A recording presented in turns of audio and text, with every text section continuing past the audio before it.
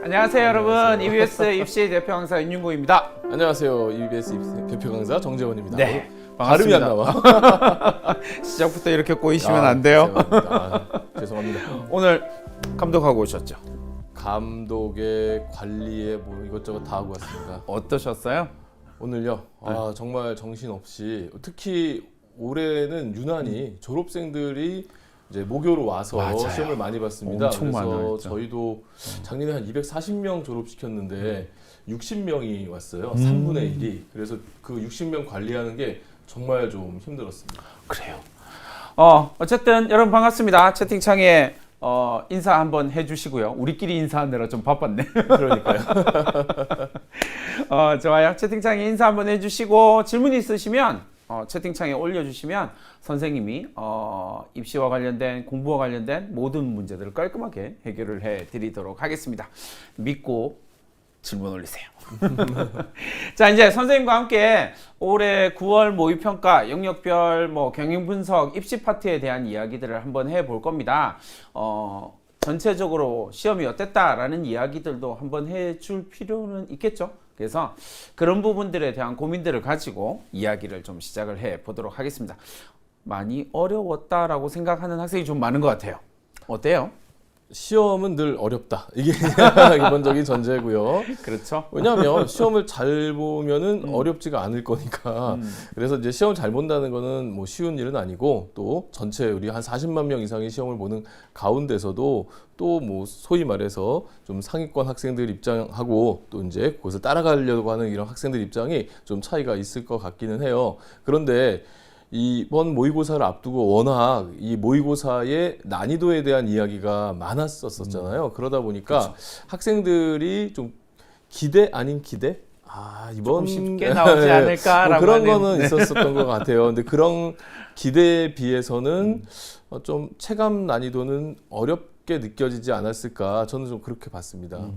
시험 끝나고 난 다음에 뭐 어쨌든 여러 가지 이야기들이 좀 나오기는 해서 다른 사람은 잘 봤나? 근데 나만 왜 이렇지? 막 이런 학생들이 좀 있는 것 같은데, 전반적으로 조금 어려웠던 시험이다라고 생각을 해도 크게 문제는 없을 것 같아요. 다만, 선생님이 이제 지난 앞에 강의 내지는 강연에서 계속 이야기했던 것처럼, 앞으로 이제 수능을 준비한다라고 이야기할 때는 어떤 시험이든 최악을 준비하는 게 가장 중요하거든요. 그러니까 맞습니다.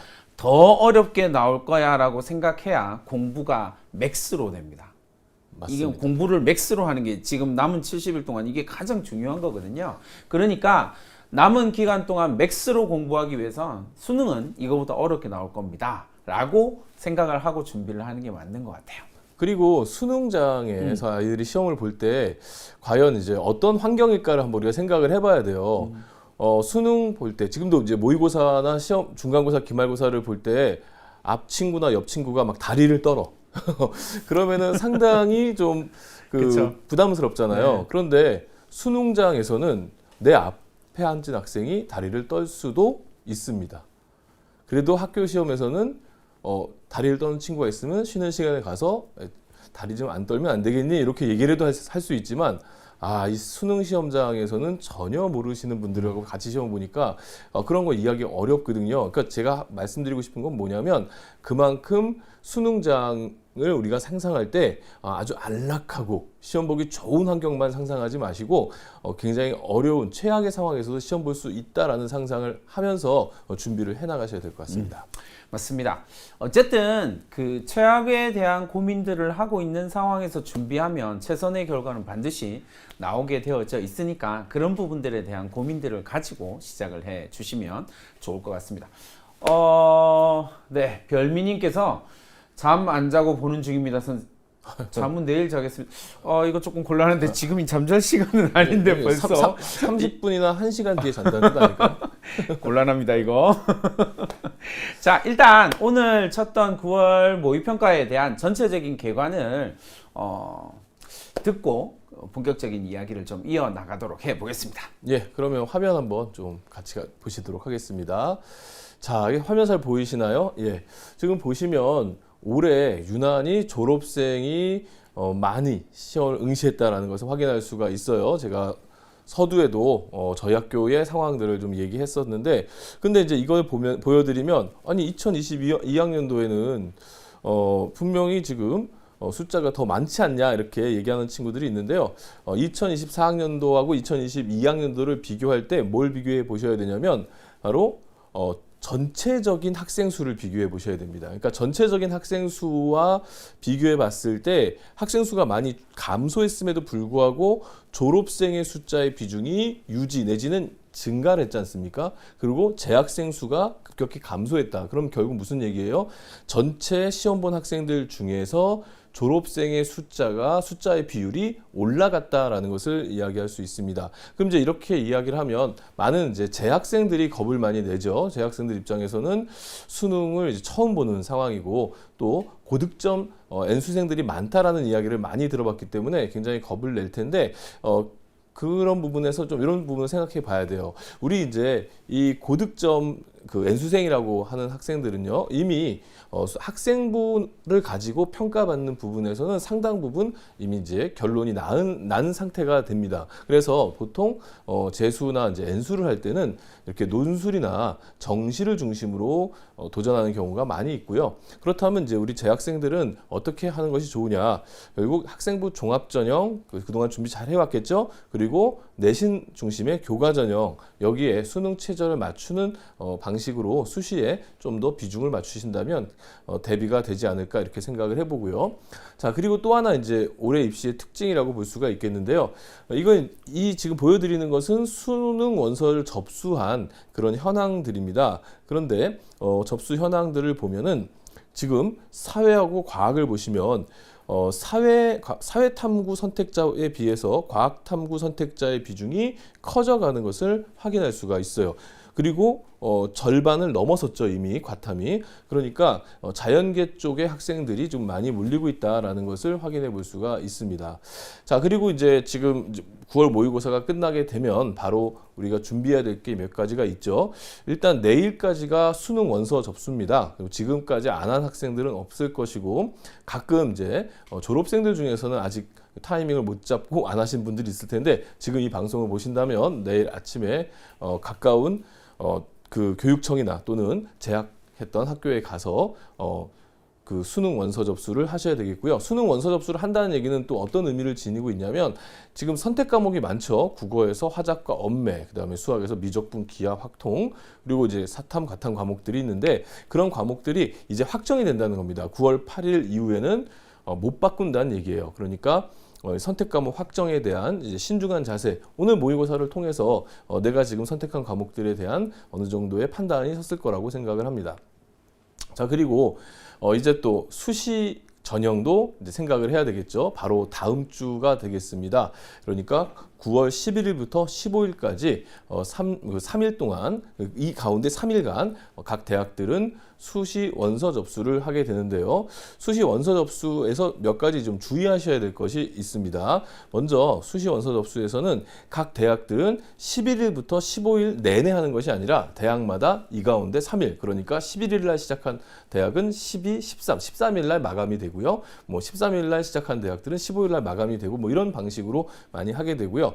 그리고 또 시간이 다릅니다. 시간을 보시면 대학마다 접수하는 시간이 다릅니다. 이것도 굉장히 중요해요. 자기가 쓰고자 하는 대학의 접수 시간을 놓치는 경우가 종종 발생을 합니다. 그래서 이런 것들을 다 반드시 확인을 하셔야 돼요. 그래서 17시 마감인지 18시 마감인지 아니면 그 이후까지 접수를 하고 있는지 이런 것도 다 꼼꼼하게 확인을 하셔야 될 것입니다. 자, 그리고 수시 원서 접수를 할 때는 또 무엇보다 중요한 게 뭐냐면 전형일을 좀 잘 살피셔야 돼요. 이 부분을 좀 꼼꼼하게 안 보시는 친구들이 많이 있는데요. 전형일, 그러니까 학생부 종합전형 같은 경우에는 면접일이 겹치는 경우가 있고요. 그다음에 면접전형도 마찬가지겠죠. 그리고 논술 전형 같은 경우 논술 보는 그 날짜 이런 것에 대한 그 전형일이 겹치는 경우가 있어요. 전형일이 겹치면 수시 6장의 카드를 썼는데 같은 날 2개, 3개의 면접이 겹친다거나 논술이 겹쳐버리면 결국에는 한두 개 카드밖에 활용을 못하게 되겠죠. 그래서 전형일이 겹치는 부분들을 좀 신경 쓰셔야 되겠고요. 또 논술 일정을 제가 또 이렇게 보여드리는 이유는 잘 보세요. 지금 몇 월 달입니까? 지금 9월 달이죠. 9월 달. 우리 15일까지 접수 마감인데 자, 24일 접수 끝나고 바로 그 다음 주부터 이 논술 전형이 시작이 되거든요. 이런 경우에는 준비가 안 돼 있을 때 과연 이 논술 전형에 썼을 때 어떤 결과가 나올까도 한번 생각을 해 보시고 준비를 하셔야 되겠죠. 자, 그래서 좀 정리를 해보자면은 일단 모의 수능 평가, 9월 모의 수능 평가는 앞으로 나올 이제 수능에 대한 일종의 사인입니다. 그래서 어떤 방식으로 수능이 출제될지를 예측해 볼 수 있는 그런 중요한 시험이니까 이번 시험을 그냥 시험 잘 봤다, 나 시험 못 봤다, 등급이 왜 이래 이렇게 생각하지 마시고 앞으로 수능은 그럼 이와 같은 형태에서 어떻게 나올 것이며 나는 여기에 대해서 어떻게 대비해야 되는지 이런 것들을 좀 생각해 보셔야 되겠고요. 그리고 수시 원서 접수를 할 때 이 9월 모의고사의 성적도 중요하지만 여기서 나타난 약점 또는 장점, 약점은 얼마나 보완할 수 있을지, 장점은 얼마나 살릴 수 있을지 이런 부분들을 기준으로 해서 수시 원서 접수를 할 때 활용하시기 바라겠고요. 또 수시 원서 접수할 때는 내가 좋아하는 대학과 내가 좋아하는 학과는 남들도 좋아할 수 있다. 굉장히 많이 몰릴 수 있다는 거죠. 그래서 경쟁률을 또 고려한 접수가 또 진행이 돼야 되겠습니다. 그리고 전형에는 자신의 장점에 따라서 교과, 종합, 논술, 그다음에 정시 어떤 전형이든 활용할 수가 있습니다. 그러니까 자기의 장점을 잘 활용하셔야 되는 거죠. 학생부의 준비가 잘 안 돼 있는데 종합 전형을 지원한다거나 또는 수능 준비가 잘 안 돼 있는데 정시만이 모든 것이 답이다라고 생각한다는 것은 상당히 위험할 수 있다는 거죠. 그래서 자신의 장점을 가지고 접수를 하셔야 되겠고요. 그리고 전형을 확인하시는 거 꼭 잊지 마시고 더 중요한 거 수능까지 이제 며칠 남았습니까? 이제 지금 시간이 11시니까 1시간 뒤면은 70일이 남습니다. 이 70일이면 어떤 일이든 일어날 수 있는 그런 아주 장구한 시간이 될 수도 있습니다. 그러니까 남은 기간 최선을 다해 주시는 여러분들이 되기를 바라겠습니다. 네, 감사합니다. 짝짝짝. 감사합니다. 자, 어쨌든 전체적인 이야기들은 이렇게 진행이 됐고요. 그럼 이제 본격적으로 9월 모의평가 정말 쉽지 않았고 일단 국어부터 좀 어려워서 많이 당황을 했을 텐데 어쨌든 그럼에도 불구하고 결과가 나왔다라는 사실을 먼저 생각을 해야 되는 게 1번이에요. 근데 선생님이 무수히 많은 수험생들을 만났을 거 아니에요. 근데 이 무수히 많은 수험생들의 공통점 중에 하나가 뭐냐면 9월 모의평가에다가 너무 큰 의미를 부여한다라는 거예요.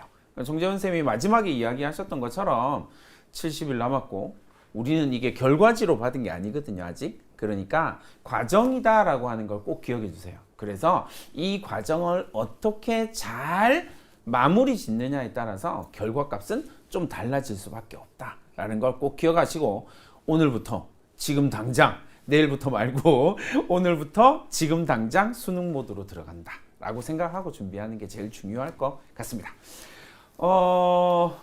이제 본격적인 이야기들을 하기에 앞서서 선생님 좀 수시러인데 별경님께서 얘기하신 거예요. 논술과 면접을 어떻게 준비해야 할까요? 라고 이야기를 했어요. 예, 사실은 제가 저 질문을 먼저 보고 제가 먼저 질문을 드리려고 했거든요. 당했습니다. 그 수시러다. 이름이 멋있네요. 수시러. 예. 논술과 면접을 어떻게 준비해야 하느냐. 지금까지 논술은 어느 정도 준비가 되어 있겠죠? 그렇지 않겠습니까? 예, 그렇죠? 지금 이제 와서 준비하는 것은 시간적으로 굉장히 부족할 것이고 그동안 이제 준비를 잘 해왔다면은 그 준비하는 과정을 토대로 해서 남은 기간 마무리 잘 하시면 되는데 이 방송을 보고 계시는 다른 학년 학생들도 있을 거니까 같이 한번 묶어서 얘기해 보자면 논술 준비는 결국 대학마다 그 유형이 굉장히 정해져 있습니다. 어느 정도. 그래서 자신이 선호하는 대학 또 자신에게 잘 맞는 유형 이런 것들을 찾아가지고 집중적으로 기출문제 중심으로 공부를 하시는 것이 가장 지금까지 밝혀진 논술 공부 방법 중에 가장 좋은 방법으로 알려져 있는 방식이고요. 또 그를 위해서 필요한 책 같은 경우에는 대학에서 발행한 논술 가이드북이 가장 도움이 된다라고 이렇게 얘기하고 있습니다. 면접의 경우는 저가 개인적인 경험에서는 그래도 많이 이야기해보고 자기의 생각들을 조리 있게 발표하는 연습들을 해야 되는데 이 부분에 대해서는 정말 장점이 많으신 진정한 면접러 우리 윤윤구 선생님께 한번 여쭤보는 게 좋을 것 같습니다. 면접러라니요. 전 면접왕. 면접왕.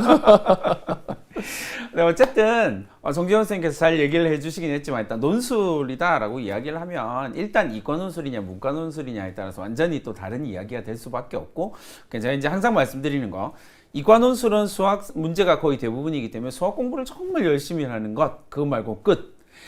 반면 문과 논술은 예외적이고 뭐 특이한 사항들이 좀 있어요. 왜냐하면 논술 문과 인문계열 논술이다라고 이야기를 하는 건 인문계열에서 그 학생이 가지고 있던 어떤 역량을 딱 보려고 하는 역량이 분명히 있기 때문이거든요. 그래서 그걸 준비를 하는 게 되게 중요한데 그 보려고 하는 가장 중요한 역량 중에 하나가 뭐냐면 사고 패턴이거든요. 그래서 이 사고 패턴을 어떻게 만들어낼 수 있느냐를 이게 논술 답안을 쓰면서 내가 가지고 있는 A라고 하는 사고 패턴이 대학이 요구하는 B라고 하는 사고 패턴과 안 맞으면 탈락하게 되는 거거든요. 그래서 이 사고 패턴을 맞춰가는 과정이 필요한데 이 사고 패턴을 맞추는 가장 좋은 방법이 뭐냐면 대학이 발표하는 모범 답안이에요. 그래서 처음에는 답안을 쓸 때 모범 답안을 뺏겨 쓰는 연습을 좀 하기는 하셔야 돼요. 그래서 그 모범 답안을 따라가면서 사고 패턴 그 대학이 요구하는 사고 패턴을 익혀내는 게 지금 정말 중요하거든요.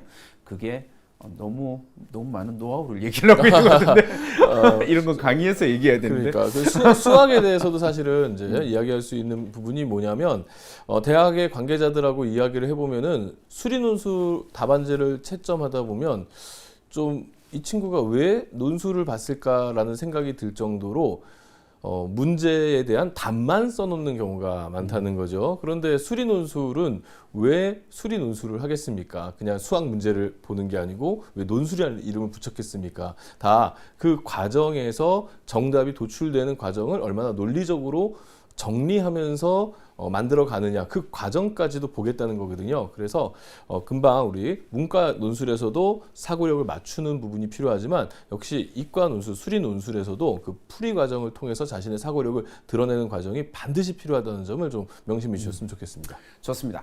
이제 그 다음 생각해 볼 수 있는 건 면접에 대한 이야기인데 사실 얼마 전에도 학생들과 상담을 하면서 제일 많이 질문을 많이 받았던 게 뭐냐면 선생님, 저는요 도대체 면접을 잘할 자신이 없어요. 라고 이야기를 해서 엄청 당황을 했단 말이죠. 아니야, 너 지금 선생님이랑 이야기하는 것처럼 이야기를 하면 돼. 그럼 얼마든지 이렇게 이야기를 했는데 자신이 없다고 막. 그래서 면접을 이렇게 접는 학생들이 분명히 있는 것 같긴 해요. 근데 면접이다라고 이야기를 하는 것은 결국 이제 제시문 기반이냐 아니면 서류 기반이냐라고 이야기를 할 텐데 제시문 기반은 그렇게 많지는 않으니까 서류 기반 면접이다라고 이야기를 하면 가장 중요한 건 내 서류에 대한 확신만 있으면 면접하는데 사실 크게 무리가 없거든요. 그러니까 그 부분에 대해서 말하는 연습을 하시면 돼요. 말하는 연습 제일 좋은 게 뭐냐면 지금 정재원 쌤이 거울이다라고 생각하고 거울 쳐다보면서 계속 말하면 돼요. 그러면 생각보다 금방 늘어요. 왜냐하면 이건 내 얘기거든요. 학생부에 있는 이야기는 나의 이야기니까. 이렇게 정리를 해드리도록 하고요. 덧붙여서 이거 하나 더 이야기를 하긴 해야 될 것 같아요. 아로부치님께서 수시 원서 쓸 때 상향, 적정, 하향 비중을 어떻게 하면 좋을까요? 라고 이야기를 했어요. 예.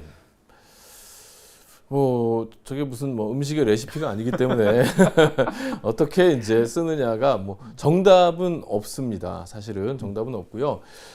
그 본인의 이제 가치관이 거기에 이제 투입이 되는 거죠. 그러니까 자기가 생각할 때 그래도 이번에 내가 정시까지 갔을 때 어느 정도 나는 그래도 가능성이 있다. 그러니까 수시에서는 조금 좀 상향을 해보겠다. 이렇게 되면은 상향 비중이 높을 수밖에 없는 거고요. 그래도 정시까지 간다면 내가 희망하는 대학보다 더 못 갈 수도 있다. 이렇게 판단을 한다면은 적정이나 안정선에서 이제 많이 고르게 되는데 이제 보통 일반적으로 이야기할 때는 그래도 한 두 개씩 해라. 그래서 상향 2개, 적정 2개, 안정 2개 이렇게 이야기를 많이 하고 있습니다. 근데 이건 학생의 개별 상황에 따라서 다 다르다는 점을 좀 이해해 주셨으면 좋겠어요. 예. 가장 일반적인 전략이긴 하죠. 그렇죠. 예. 이제 우리 입시에서 사용하는 용어로 2승, 2무, 2패 막 이렇게 이야기를 하는데 예. 근데 어쨌든 그렇게 쓰는 게 가장 일반적인 전략이긴 하지만 이제 정재훈 선생님께서 이야기하셨던 것처럼 학생들의 수준에 따라서 개별로 다 다를 수밖에 없는데 제가 학생들하고 쓰는 전략의 베이스는 뭐냐면 어디 갈 거야? 대학 정해. 그리고 그 마지막 대학, 네가 허용할 수 있는, 자네가 허용할 수 있는 마지막 대학을 정하게나. 이렇게 세팅을 하고 출발하는 게 가장 좋거든요. 물론 당연히 마지막 대학, 내가 이제 수용할 수 있는 마지막 대학 수준이 현저히 차이가 나면 이제 그 다음 질문이 이거죠. 그래서 재수할 거야? 안 할 거야? 라고 이야기를 하면 이제 그런 전제들을, 조건들이 좀 충족되어야 그 다음에 이제 진지한 전략이라고 하는 것이 만들어지게 된단 말이죠. 이 얘기가 조금 길어질 수밖에 없지만, 그럼에도 불구하고 다음 주부터 바로 우리는 수시 지원을 해야 된단 말이에요. 그러니까 그 부분에 대한 고민을 좀 갖고 있으세요. 정보들을 정확하게 나열해야 돼요. 내가 가지고 있는 다른 전형에 대한 정보는요, 그냥 찾아보면 다 있어요. 그건 아무것도 아니고, 제일 중요한 건 뭐냐면 나에 대한 정보예요. 내가 어떤 상태인지에 대해서 정말 객관적으로 쳐다볼 수 있어야 돼요. 거기에 선생님의 이제 지금까지 상담을 해오면서 실패한 학생들은 거의 대부분은 어떤 학생이냐면, 거기에다가 자기의 과도한 의지를 집어넣는 학생이 실패를 해요. 객관적인 데이터는 객관적으로 적용을 해야, 정보들이 객관적으로 들어가야 제대로 된 데이터가 나오게 되거든요. 그러니까 나에 대한 정보를 조금 잘 나열해 보세요. 그래서 이 나에 대한 정보를 제일 많이 잘 나열해보라 라고 이야기하면서, 제가 학생들한테 항상 하는 이야기, 수능 지금부터 시작해서 몇 등급 올릴 수 있나요, 선생님? 저한테 물어보신 거예요? 네. 저는 지금 제가 과탐 준비가 좀 안 돼 있습니다. 그래서 제가 지금 수능을 봐도 지금 여기서부터 한두 개밖에 더 못 맞출 것 같아요. 어떡하죠, 선생님? 이렇게 대답합니다. 예. 너무 양심적인데요. 그러면 저기 큰일 나요. 근데 이제 제일 많이 듣는 말이 어떤 말이냐면, 70일 남았어요. 그러면 내가 오늘 하루 종일 공부해서 수능에서 1점 올릴 거예요 라는 이야기예요. 그리고 70일 동안 그 노력을 하면 70점을 올릴 수 있다라는 건데, 안 됩니다. 절대 안 돼요, 여러분. 그렇게 생각하시면 실패할 수밖에 없어요. 그러면 전략이 아니거든요, 그건. 그러니까 나에 대한 객관적인 정보에서 반드시 출발해 달라라는 꼭 부탁. 그래서 수능 최저학력, 특히나 수능 최저학력 기준은 정말 보수적으로 판단해야 돼요. 그래서 수능 최저학력 기준, 모든 전형에서요, 수능 최저학력 기준을 달성하는 비율이 30%에서 70% 전형마다 좀 다르긴 한데 그렇거든요. 그러니까 논술 같은 경우는 70%가 탈락을 한단 말이에요. 왜 탈락할까요? 자기가 생각했던 것보다 높은 상태를 지정하기 때문에 그래요. 그러니까 그 부분에 대해서 수능 최저학력 기준 반드시 보수적으로 고민을 한다.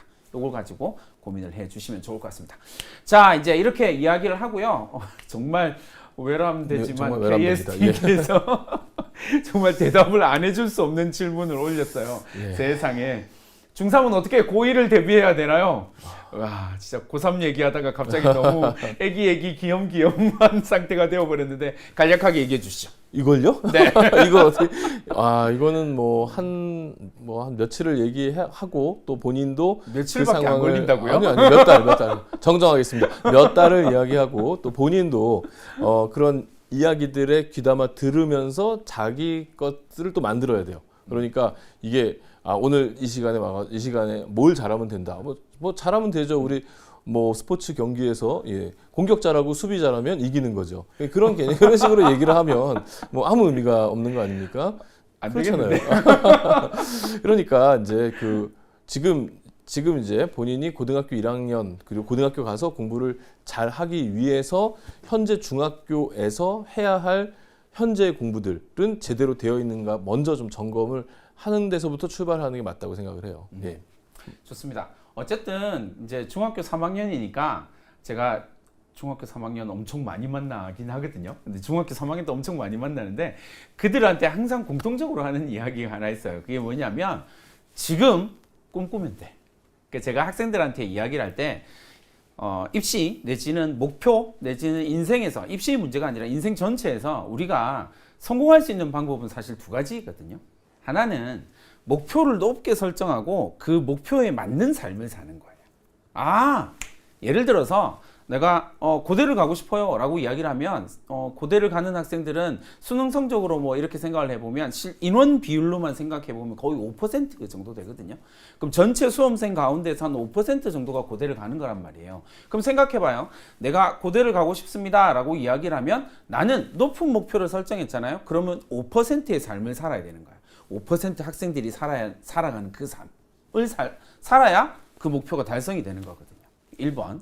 두 번째 방법은 뭐냐면 선생님이 좀 많이 만나는 보통의 학생들은 어떤 행동을 하냐면 되게 마음 아프긴 한데 어떤 행동을 하냐면 자기의 현재의 상태를 그대로 인정해요. 난 더 이상 바뀔 수 없어 라고 인정을 하고 목표를 끌어내리기 시작을 합니다. 의대였다가 생명과학 개통을 갔다가 아무 곳에라도 아무거나, 보내주세요. 네. 뭐 이렇게 해서 목표를 끌어내리는 삶을 살거든요. 그러니까 여러분들이 이 두 가지의 방법 가운데서 특히 중학교 3학년이잖아요. 무조건 목표는 높게, 꿈은 크게, 그리고 그 꿈에 맞는 삶을 살아가는 것이 중요하다라는 말을 꼭 귀염귀염한 중3에게 부담스럽죠. 네, 드리고 싶습니다. 네, 근데 정말 대충 해서 되는 건 없어요. 특히 대학 입시에서 우리 학생들이 선호하는 대학과 학과는 소수이기 때문에 40만 명, 50만 명 이렇게 시험 보는데 안에서 그 소수의 학생들을 선발하지 않습니까? 그 소수에 들기 위해서는 뭐든지 대충 해서는 절대로 안 되더라. 이것이 이제 저의 경험이고 또 제가 지도해본 학생들에 대한 경험입니다. 뭐 어쨌든 다음 이야기로 넘어가서 별백님께서 질문하신 곧 원서 접수해야 되는데 구모 보고 고민이 커졌어요. 이게 정말 가장 중요한 질문인 것 같아요. 그러니까 어떻게 해야 돼요? 저 친구 제가 볼 때는 이제 두 가지 고민이 있거든요. 구모를 너무 잘 본 거야. 아닌 것 같아요. 그건 반대세. 그래서 어쨌든 뭐 구모 아까 뭐 말씀 중에 다 나왔던 것 같아요. 그러니까 지금의 이제 70일의 시간들이 있고 그 70일 동안 현실적인 어떤 상향 또는 이제 그 현상 유지 뭐 여러 가지 상황들이 발생을 하겠죠. 이제 그런 부분들을 좀 냉정하게 좀 바라볼 필요가 있어요. 그래서 제가 아까 잠깐 이제 브리핑하면서도 말씀을 드린 건데 이 모의고사를 통해서 자신의 이제 약점 그동안에 우리 3년 동안 모의고사 쭉 봐왔잖아요. 그런 과정에서 자신의 약점들을 계속해서 발견하고 그것을 보완하고 발견하고 보완하는 과정을 거쳤을 텐데 여기서 지금 아직도 보완이 안 된 부분이 있다 내지는 보완을 할 수 있는 부분이냐 아니면 이 부분은 이제 더 이상 극복이 좀 쉽지 않은 부분이냐 이런 것들에 대한 냉정한 자기 판단이 필요합니다. 그러니까 이번 모의고사에서 내가 등급이 올랐어 아니면 뭐 퍼센트가 올랐어 또는 떨어졌어 여기 그 단순한 그 수치에만 집착하실 필요는 없는 것 같습니다. 예. 어쨌든 원서를 쓴다라고 이야기를 하면 사실 이런저런 고민이 정말 많은 건 사실일 거예요. 선생님들이 이제 워낙 많은 경험들을 가지고 이야기를 하니까 이게 별거 아닌 것처럼 막 이야기하고 있지만 실제로는 지금까지 여러분들이 살아왔던 삶 가운데서 가장 중요한 결정 가운데 하나잖아요. 그래서 정말 쉽지는 않을 거예요. 근데 이제 선생님들이 여러분들한테 해줄 수 있는 가장 중요한 조언은 어쨌든 원서를 쓴다라고 이야기를 할 때는 자기의 장점을 갖고 가는 거예요. 어떤 장점을 들고 나갈 것이냐가 1번이거든요. 근데 그 장점이 예를 들어서 오늘 뭐 제가 그럴 리 없다라고 이야기를 하겠지만 예를 들어서 구모를 정말 잘 봤다라고 생각을 한다면 구모 베이스에서 어쨌든 모든 게 6월 모의 평가랑 9월 모의 제가 이제 보통의 학생들한테는 어떻게 하냐면 6월 모의 평가랑 9월 모의 평가를 거의 평균을 내라고 해요. 그리고 그 평균 낸 성적이 대체로 수능 성적하고 좀 유사하게 가거든요. 올해는 조금 다르긴 할 텐데 그럼에도 불구하고 우리는 이 정도의 평균으로 수능 성적을 어느 정도 예측을 할 수는 있거든요. 그러면 수능으로 갈 수 있는 대학이 가장 베이스가 되는 거예요. 그것만 정하면 그건 객관적인 거니까 어쩔 수가 없거든요. 그러니까 수능으로 갈 수 있는 대학이 베이스가 된다라고 생각하면 그 대학에서 여러분 생각하는 대학에서 한 개, 두 단계 정도 높여서 수시 원서를 쓰기 시작을 하는 거예요. 근데 2승, 2무, 2승, 2패, 뭐 2승, 2무, 2패 뭐 이렇게 이야기를 했잖아요. 그러니까 그 가운데에서 우리가 맨 마지막 두 가지 내지는 선생님도 이거 학생들에 따라 조금 다르긴 하지만 전략적으로 무조건 붙을 수밖에 없는 거 하나 나머지는 네가 요즘 유행하는 말로 우주상향 뭐 이런 것도 하고 그렇게 도전적으로 쓰는 아이들이 있는 반면에 아주 보수적으로 쓰는 학생들도 있거든요. 그러니까 그런 부분들에 대한 고민을 해야 되는데 이때 제일 중요한 게 다시 강조합니다. 이때 가장 중요한 건 전형에 대한 고민이 아니에요. 여러분들이 어떤 나에 대해서 어떤 정보를 가지고 있느냐가 가장 중요해요. 그러니까 그 부분에 대해서 꼭 고민을 하고 여러분들이 답을 찾아내시면 좋을 것 같아요. 옆에 훌륭한 조언자들이 있잖아요. 담임 선생님들도 있고 학교 그렇죠. 선생님들도 있고 하니까 거기에 많이 질문해 보시고 또 그렇게 질문을 하고 도움을 받았는데도 조금 힘들면 EBS Q&A 게시판 올려서 그렇죠. 선생님 제가 이런데요 어디 써야 될까요? 그러면 쫙 대학 리스트가 나오더라고요. 다만 이제 그 지금 게시판 얘기했으니까 그 조금만 좀 보강을 해드리면 좋은 질문을 해야만 좋은 답을 들을 수가 맞아요. 있어요. 그건 항상 그렇죠. 제가 옛날 게시판 답하다가 너무 지쳤는데 그게 뭐였냐면 5등급이 갈 수 있는 대학을 다 모두 적어주세요. 다 얘기해 주세요. 와, 그 질문을 받는 순간 얘는 문과일까 이과일까 가고 싶은 과는 어디일까 5등급이 하는 걸 다 적어주면 맞아요. 얘는 좋아할까 싫어할까부터 해서 별 생각이 다 들었는데 그렇게 되면 답이 안 나와요. 그러니까 구체적으로 예를 들어 저는 5등급인데 학교 활동 열심히 해서 특히 뭐 방송 뭐 관련된 활동들을 열심히 해서 앞으로 장차 뭐 방송 PD가 되고 싶은데 제가 이 성적으로 갈 만한 대학이 있을까요? 저는 뭐 어디 살고 있는데 요 인근에서 갈 만한 대학이 있을까? 이렇게 구체적으로 물어보면 거기에 대해서 정말 정확한 답이 들어올 수 있습니다. 그래서 어쨌든 EBS Q&A 게시판에서 여러분들이 이 부분을 진학과 관련된 문제들을 다 무엇이든 물어보세요. 해결할 수 있으니까 그 부분에 대해서 여러분들이 열정적으로 질문을 던지시고 그리고 답을 찾아가는 과정이 있으면 좋을 것 같아요. 아까 별미님께서 그런 질문을 하나 올렸어요. 예. 논술 지금부터 준비해 인문 논술 지금부터 준비해도 예. 되나요?라고 질문하셨어요. 예. 대답 뭘로 하실래요? 안 되는데? 뭐라고요? 인문 논술을 준비한다는 게 이제 뭐 아마 어떤 대학교의 기출 문제라든가 특정 대학을 목표로 해서 이제 관련된 공부를 한다 이런 이야기를 하는 것 같은데 인문 논술은 그 기본적으로 사고력, 그다음에 독해력 이런 전반적인 이제 학생의 그런 사고적인 부분들을 많이 판단을 하는 부분이라 경우에 따라서 특히 이제 뭐 어렸을 때 책을 많이 읽고 그 책들을 잘 이해해내고 하는 능력이 잘 키워진 학생들은 뭐 단기간 안에도 뭐 되는 케이스들이 있는 반면에 또 그렇지 못한 또 베이스를 갖고 있을 때는 어느 정도 준비를 해도 또 잘 안 되는 케이스들도 있어요. 거기에 또 수능 최저학력 기준이라고 하는 또 벽도 존재하니까 이런 걸 다 고려해서 해야 되는 부분이고 사실 뭐 물리적인 시간으로 본다면 인문 논술 지금 준비하기가 그렇게 녹록지는 않지만 다만 대학들에 대한 선호도가 학생들이 다른데 논술을 그 논술 전형을 지금 운영하고 있는 대학들도 좀 다양하거든요. 그래서 어느 대학의 논술을 준비하느냐에 따라서는 또 얘기는 달라질 수 있으니까 이런 부분들을 구체적으로 게시판에 올리시라는 겁니다.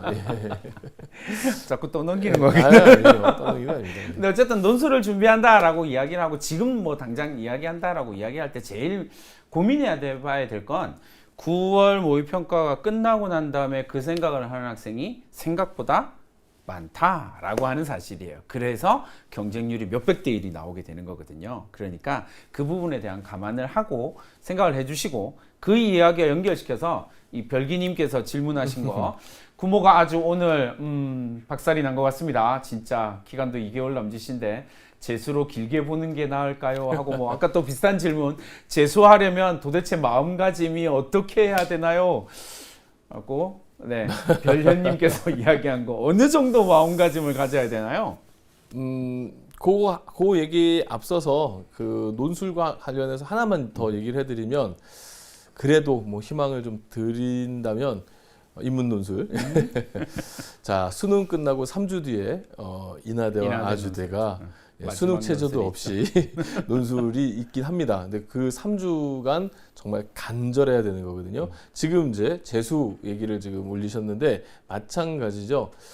재수한다고 다 성적 오르는 거 절대로 아니고요. 재수하면 어찌 보면은 이제 성년이 돼 있잖아요. 그렇기 때문에 공부를 못하게 만드는 환경에 더 많이 노출될 수가 있습니다. 또 뭐 주변에 이제 친구들은 또 대학도 다니고 뭐 미팅도 하고 맞아요. 이런 이제 부분들이 크게 마음을 흔들어 놓을 수도 있고 그래서 이 간절함을 이제 어떻게 표현을 해야 될까라고 좀 생각을 해본다면 정말 본인이 갖고 싶은 가장 소중한 것을 지금 가질 수 있는 그 찰나라고 좀 생각을 하시고 그러한 이제 간절함 이런 걸 가졌으면 좋겠고 또 마음 아픔을 좀 따지면은 자 숫이 이제 6장 컸었을 때 언제 제일 마음이 아프냐면요 5번째 떨어졌을 때가 제일 많이 마음이 아픈 것 같아요. 마지막 한 장 남았을 때 떨어진 사람은처럼 얘기를 하네요. 맞아 그런 케이스를 봐서 진짜 마음이 아픈 적이 있는데 그래서 그런 마음의 아픔들을 한번 상상해 본다면 아 내가 지금 이렇게 흔들려서는 안 되지라는 그런 각오를 할 수 있을 거예요. 그런 각오로 남은 그 기간 동안을 해야 되는 거죠. 특히 재수의 경우에 이제 시작 시점이 이게 이제 1월이 될 수도 있고 2월이 될 수도 있고 이러다 보니까 재학생보다는 더 좀 긴 시간들이 이제 혼자서 공부하는 시간을 많이 갖게 되거든요. 본인의 강력한 의지가 무엇보다도 필요한 게 재수다 이렇게 생각하시면 됩니다. 이 재수라고 하는 것에 대한 사회적인 인식이나 뭐 이런 것들이 좀 많이 건너가서 재수라고 하는 게 너무 당연시 되어지고 삼수가 너무 뭐 흔한 이야기가 되어지는 게 현실이긴 하지만 그럼에도 불구하고 재수라는 거 진짜 힘들어요, 여러분. 그러니까 쉽게 생각하지 말았으면 좋겠습니다. 1번. 그 다음에 정재원 선생님께서 얘기하신 것처럼 재수한다고 해서 성공하는 케이스 별로 없어요. 왜냐하면 그 별로 없다, 그 비율이 높지 않다라는 이야기를 하는 이유는 뭐냐면 여러분 3년 동안 여러분들이 만들어 놓은 내신 성적 한번 생각해 보세요. 별로 안 바뀌잖아요. 대부분의 대략 선생님이 계산하기 이제 추정해 본 바로는 한 85% 학생이 내신 성적이 안 바뀌거든 3년 동안. 그 말이 뭐냐면 생활 패턴이 안 바뀐다는 이야기예요. 공부 패턴이 안 바뀌니까 성적이 안 바뀌는 거거든요. 그러니까 내가 재수를 한다라는 이야기의 핵심은 뭐냐면 공부 패턴을 바꾼다라는 이야기예요. 습관을 바꾼다라는 거예요. 얼마나 어렵겠냐고요. 그러니까 어느 정도의 각오를 가지고 가야 되나요? 라고 이야기를 하면 지금 여러분들이 하고 있는 모든 것들을 포기하겠다라는 생각이 아니면 재수할 필요 없어요. 그러면 그렇게 하면 재수하면 성공하지 못하거든요. 그러니까 지금 하는 것에서 조금 더 할 거야 라고 생각하는 학생은 실제로 수능 보면 재학생 때 봤던 것보다 못 봐요. 그렇게 생각을 하는 게 맞아요. 그 정도의 각오. 나는 공부 말곤 아무것도 안 할 거야. 이 각오가 돼야 돼요. 그리고 그 각오는 재수를 각오하고 길게 보는 아니고요. 지금이요. 지금 그 각오가 안 되고 그렇게 행동이 안 되는 학생은 안타깝지만 재수 때도 안 돼요. 그럼 그 부분을 꼭 기억해 주시면 좋겠습니다. 아마 이제 여기서 이제 규정을 하나 하자면 이제 재수해서 성공이라고 하는 것이 아마 내가 지금 갈 수 있는 평범한 A 대학에서 누구나 가고 싶어하는 이제 B 대학으로의 이제 점프를 얘기하는 거죠. 그런데 평이하게 재수를 했을 경우에 그나마 성공한 것이 뭐냐면 A 대학 안에서 A 대학의 좀 비인기 학과에서 A 대학의 약간 인기 있는 학과로 걸어서 한 5분이면 갈 수 있는 거리를 1년 있다가 가는 이런 케이스들이 좀 종종 발생을 하죠. 예. 그래서 여러분들한테 이제 더 많은 입시에 대한 이야기들을 해드리고 싶긴 하지만 우리한테도 주어진 시간이 좀 있는 관계로 2분. 마음이 좀 아프네요. 근데 어쨌든 여러분들 오늘 본 그 모의 평가는 여러분들이 선생님이 제일 좋아하는 표현이 뭐냐면 어른으로 가기 위한 통과 의례예요. 그래서 여러분들은 부모님이 만들어 놓은 세상에서 살다가 이제 여러분 인생이라고 하는 문을 여는 거거든요. 근데 그 문을 여는 게 그냥 굳이 얘기하자면 우리나라에서는 그게 수능 같은 거거든요. 그래서 그 문을 열 때가 선생님은 여러분들이 그 문을 열 때 정말 행복했으면 좋겠다라는 생각을 되게 많이 해요. 그래서 이 시간까지 이런 이야기를 하고 있는 거거든요. 그러니까 오늘 시험 결과에 너무 좌절하고 무너지지 말고 자기를 든든히 세우세요. 견고하게 세워서 이 문을 행복하게 열어내기만 하면 되는 거거든요. 자, 마지막 멘트 한번 해주시죠. 뭐 좋은 말 다 혼자서 해놓고 이제 전 마무리 멘트를 아직 안 했다고요. 윤사부 그 금방 이제 좋은 말씀 해주셨는데 그런 것 같아요. 그러니까 대한민국 사회에서 또 대한민국이 아니더라도 아마 어떤 사회든 간에 자유롭게 자신의 생활을 영유하면서 할 수 있는 시간들이 인생에서 그렇게 길지 않더라고요. 보통 한 20대 초반 정도. 그러니까 대학을 간다는 얘기는 20대 초반에 자기의 꿈들을 마음껏 펼치고 자유롭게 모든 것을 해볼 수 있는 아주 귀한 시간을 얻는다는 거거든요. 그리고 나서 그 뒤에는 참 자기가 원하는 대로 못하는 케이스들도 많이 있어요. 그러니까 이게 뭐 어른으로서 하는 이야기니까 아 저분도 뭐 이렇게 얘기할 수도 있겠지만 어쨌든 제가 살아보니까 그렇습니다. 그래서 20대를 행복하게 보내기 위해서 여러분들이 열심히 준비하시기 바라면서 마지막 멘트 한번 해주셔야죠. 어쨌든 오늘 모의평가 보느라고 수고했습니다. 고생 많았고요. 이 시간까지 자리 지켜주셔서 감사하고요. 댓글창에 마지막 인사하시고 우리는 이만 물러가도록 하겠습니다. 좋은 강의로 그리고 여러분들한테 도움되는 강의로 여러분들 항상 응원을 하도록 하겠습니다. EBS와 선생님들이 항상 응원을 하도록 할게요. 우리는 이만 물러갑니다. 화이팅!